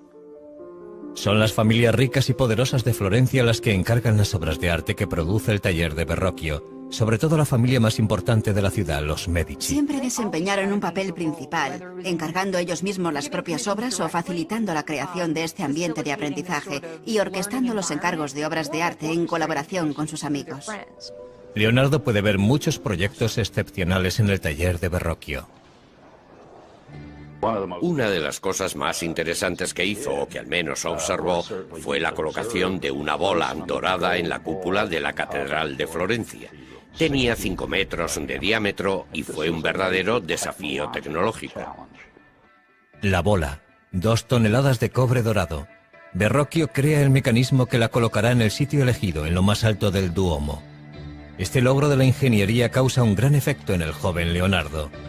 Durante el resto de su vida le interesarán tanto los retos técnicos como los artísticos. Hicieron muchas cosas de esas para los Medici, y esas obras fueron importantes para Leonardo porque, además de conocer los rudimentos de muchas técnicas, le sirvieron para establecer contactos que le servirían para entrar al servicio de los Medici. Con 20 años, Leonardo completa su aprendizaje con Verrocchio y se registra en el Sindicato de Pintores de la ciudad. Un paso necesario para convertirse en artista profesional. En el taller de Verrocchio completa su primera obra importante.